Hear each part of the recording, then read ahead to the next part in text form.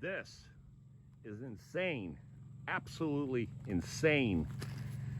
What's insane about it is I just thought, out of pure curiosity, since the used vehicle market, especially construction vehicles, is so hot right now, that I would just put this up on Facebook Marketplace, which I joined last night.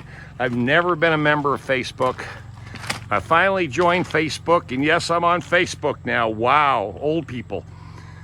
But Facebook Marketplace, let me tell you the story. I put a ridiculously high price on this truck, ridiculously high. And I got 7 calls, all within 12 hours. 3 people wanted to come out immediately and take a look at it, immediately. And I said to the last guy I spoke to, Juan, who worked for Fred Smith, they're starting their own little road paving construction company on the side. They've already got a big trailer and they got some basic equipment, but they said they needed a dump truck. Well, guess what? Within an hour, I lie to you not, within an hour, it's done. It's sold. It's sold. And I've already gotten 3 calls on this personally, because I put my phone number up on the Facebook Marketplace for this truck. This sold in 12 hours flat. First person who had the cash, he came up within the hour. Once I got him on the phone, he says, we're on our way. Done. We're on our way, done. Now you may think that I've just absolutely have lost my mind. And you're probably right. I probably have lost my mind. But I could not believe it, because I can always find me another dump truck. In fact, I got one sitting right up there. If I want to go fart with it, I can go fart with it. Guy said he'll give it to me for 800 bucks. I could do this all over again. But I just said, let me test this marketplace out and let me test the market out. And I promise you, boys and girls, I lie to you not. This is just the way it rolls. And I'm telling you, I made profit on the truck.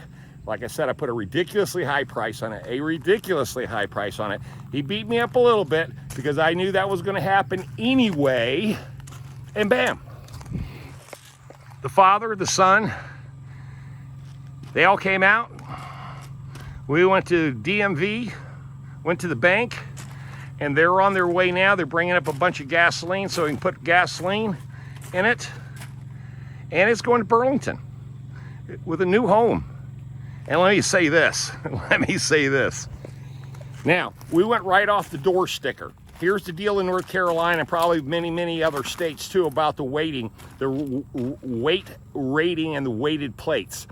This truck here is licensed by the plate, by the sticker on the truck's body, is 27,800 pounds.